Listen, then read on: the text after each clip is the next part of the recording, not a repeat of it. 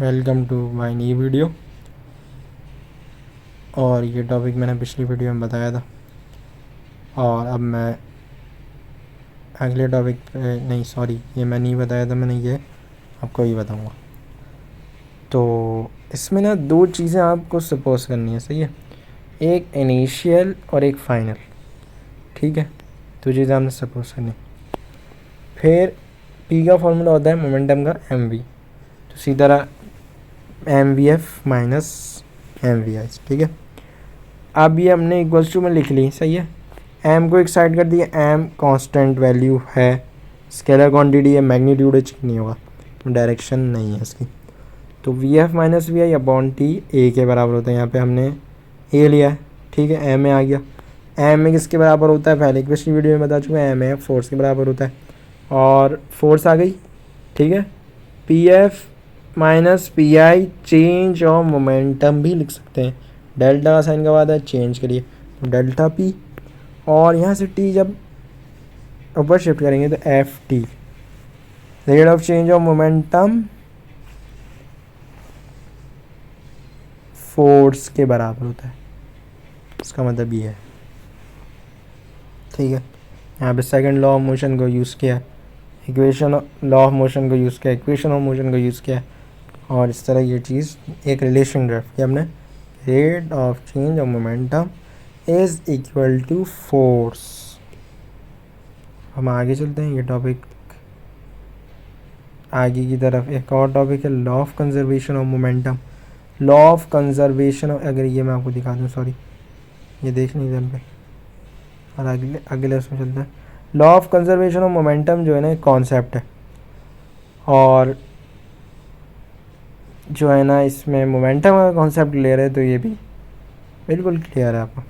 इसके अंदर भी इनिशियल और फाइनल का है, लेकिन इसके अंदर ना ये प्रूफ करने के लिए ना दो बॉडीज़ लेते हैं हम, ताकि इनिशियल फाइनल में दो बॉडीज़ हैं, बिफोर कॉलिजन आफ्टर कॉलिजन वाली कहानी करते हैं।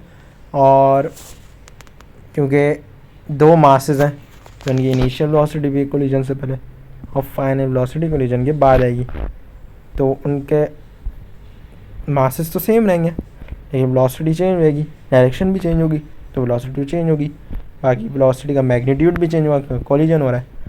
और हम इसको इनिशियल लेवल पे कर रहे हैं, और तो इसमें एक बात लिख दी इन्होंने कि total momentum of an oscillatory system always remains constant, ये सेम रहेगा, मतलब बिफोर कॉलिजन के भी और आफ्टर कॉलिजन के भी। और इन्होंने ये यहाँ पे लिखा है, देखिए m1 u1 plus m2 u2 equals m1 v1 plus m2 v2।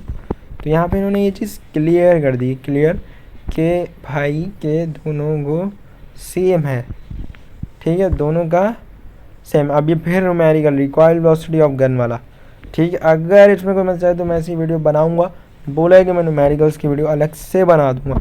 अगर मसला आ रहा है, जो मुश्किल लग रहे हैं उनको बस मुझे बताना कमेंट में, और मैं आपको अगली वीडियो या तो बना दूंगा या तो अलग से ही बिल्कुल वीडियोस बनाऊंगा। इन सब जो चीज़ें मैं पढ़ाते जा रहा हूँ इनको बाद में रिव्यू करूँगा और कमेंट्स में रिव्यू करूँगा और आपको बता दूँगा। अब एक चीज़ आ गई जो मैं आपको बीच में बता भी चुका हूँ, और ये लॉ ऑफ मोशन मैंने बोला था ये कॉज ऑफ मोशन के अंदर होगा, डायनामिक्स के अंदर होगा, और ये डायनामिक्स के अंदर आ गया।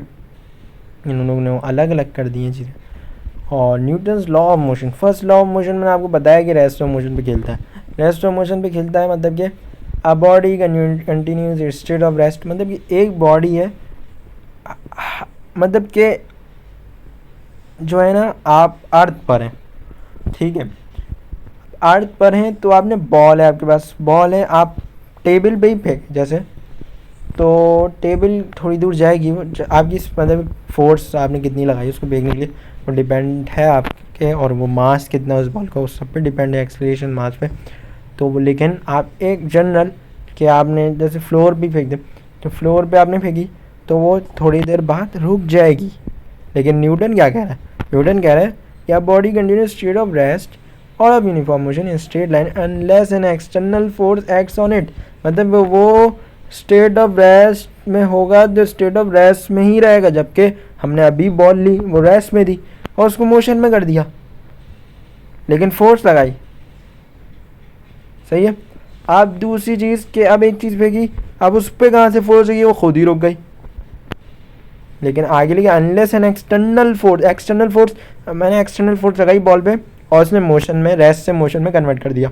सही है, मतलब ये एक ऑब्जर्वर था, उसके रिस्पेक्ट से वो मोशन के अंदर, मेरे भी रिस्पेक्ट से वो मोशन में आ गई। उसके बाद क्या हुआ कि वो मोशन से दोबारा रेस्ट में कैसे चले गई। अभी एक कॉन्सेप्ट बढ़ाया, अर्थ पर क्या होती है, ग्रेविटी। स्पेस में जाके बॉल पे वो इधर उधर ही घूमती रहेगी, हाँ कोई फोर्स नहीं आएगी एक्सटर्नल, जब तक कि आप हम खुद कैच ना कर लें उसको, अपनी ही गिरफ्त में ले लें। लेकिन यहाँ पे रुकी, इसका मतलब यहाँ पे कोई फोर्स है एक्सटर्नल जो उसको रोक रही है। न्यूटन ने जो सेब नीचे गिरा था, फॉल हुआ था ट्री से, तो एप्पल को उसने कहा था, एप्पल पे उसने बात की थी और वो नीचे गिरा। सही है, और फिर ये सारी चीज़ें आई और उसने ग्रेविटी और कॉन्सेप्ट जो था वो बहुत ही जो है ना वो एक चीज़ थी। और ग्रेविटी जब ये आया तो ये नीचे ही गिरा क्यों, परी हवा में इधर चले आया, नीचे ही क्यों, और नीचे रुक गया, आगे इधर उधर आगे पीछे चल रहा था। लेकिन जो है ना एक्सटर्नल फोर्स है ग्रेविटी, कोई ना कोई फोर्स है, उस वक्त तो नहीं पता, लेकिन हमें तो अब पता है ग्रेविटी, और हम इसको कैलकुलेट कर चुके हैं मैथ्स के ज़रिए। और एक और बात बता दूँ कि मैथ्स की वीडियोज़ भी आने वाली हैं, और मैथ्स की वीडियोज़ भी आएंगी इस चैनल पे, और केमिस्ट्री भी आएंगी, लेकिन केमिस्ट्री की आ सकती हैं, मगर अभी केमिस्ट्री को हम नहीं स्टार्ट करेंगे, फिज़िक्स अभी चलती रहेगी और फिर मैथ आएगी। तो हम टॉपिक पे आते हैं। टॉपिक में क्या था, फर्स्ट लॉ ऑफ मोशन में आपको बताया। अब देखें, इसी से जो है ना लिंक करता है इनर्शिया। सही है, resistance to change the state, मतलब कि एक बॉडी है वो अपनी स्टेट चेंज करने, रोकने की कोशिश करती है ना कि मेरी स्टेट चेंज ना करो, मतलब फोर्स लगानी पड़ रही है मुझे, खुद नहीं चेंज कर रही है। अब फोर्स लगा रहा हूँ तो एक रेजिस्टेंस है उसके ख़िलाफ़ लगा रहा हूँ ना, वो रुकी हुई है। सही है, अब उसके ख़िलाफ़ जा रहा हूँ मैं और वो नहीं चाह रही है रेस्ट से मोशन, मतलब खुद नहीं चाह रही है, मैंने फोर्स लगाई तो वो खुद जो ख़िलाफ़ थी ना एक चीज़, वो जो इनर्शिया रेजिस्टेंस, मतलब ख़िलाफ़, मतलब रेजिस्ट करना। अगर इंग्लिश में आप इसका मीनिंग ढूंढेंगे तो ये रेजिस्ट का मतलब आएगा इसमें, इसका मतलब यही होता है। उसके बाद इसमें कुछ एग्जांपल्स हैं, अगर समझ में आ रहा हो तो आप और ये एक्टिविटीज़ कर सकते हैं और इससे आपको समझ आ जाएगा।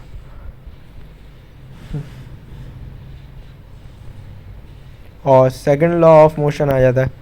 सेकंड लॉ ऑफ मोशन के अंदर वही चीज़ें मैं आपको उसमें बता चुका था, मतलब कि ऐसे जिम करके, लेकिन यहाँ पे रिटन फॉर्म के अंदर, रिटन यहाँ पे पढ़ना है मैंने, net force acts on a body it produces acceleration in the direction of force, the acceleration is directly proportional to force and inversely proportional to mass of body.